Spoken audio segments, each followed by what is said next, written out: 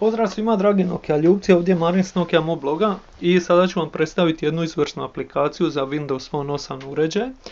Riječ je o Newsreaderu, imena Newsly Reader, koji je djelo developera Nemanje Stančića i riječ je o stvarno izvrsnoj aplikaciji koja vam omogućava čitanje RSS-ova, odnosno objava vaših omiljenih blogova. Nadam se da je među njima i Nokia Mob.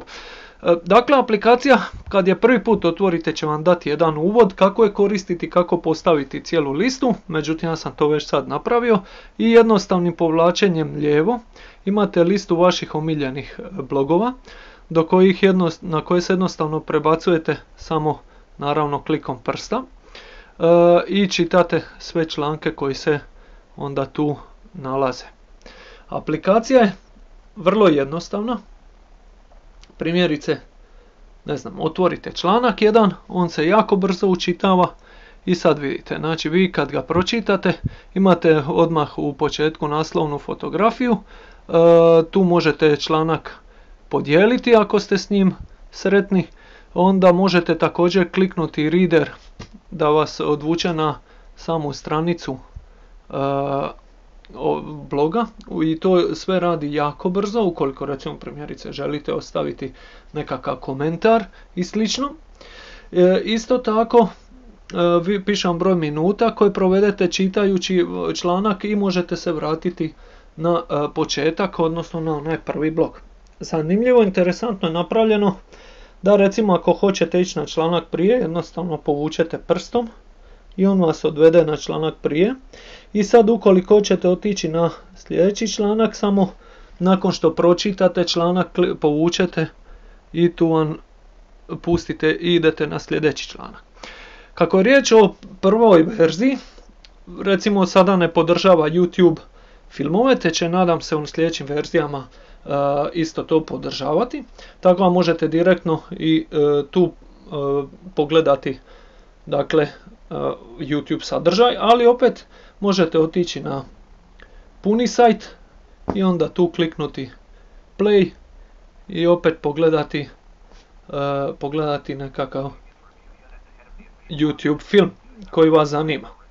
I naravno onda se opet možete vratiti, sad kad pročitate vaš sadržaj, lagano odete na sljedeći članak i nastavite čitati dalje.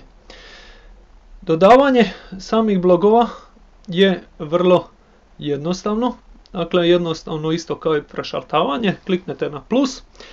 Imate već predodređene nekakve blogove s obzirom da je aplikacija trenutno planirana za američko tržište. Naravno, opet riječ je o prvoj verziji, pa će vjerojatno u narednim verzijama biti planirana i za ostala tržišta. Dakle, ako vam se ne sviđa već ovi nekakvi blogovi, jednostavnim klikom ih odaberete, možete ići u kategorije, pa tu možete izabrati određeni blog ili možete jednostavno tražiti. Evo, dodat ćemo jedan Windows Phone. All about Windows Phone, jedan popularan blog, možete pratiti njega, kliknete ga, vidite u oznaku viđeno, vratite se natrag i on vam je sada tu dole na dnu. I sada, dobro još nisam, za sada ne možete promijeniti listu blogova, ali vrlo jednostavno možete doći do pojedinog, tako da stvarno tu sad nije problem. Dakle, riječ je tek o verziji 1.0 i naravno tu je ime našeg Nemanje Stančića i možete mu naravno poslati bilo kakve primjedbe, odnosno prijedloge koje imate vezano uz ovaj reader. Dakle, jedna vrlo zgodna aplikacija, vrlo brza.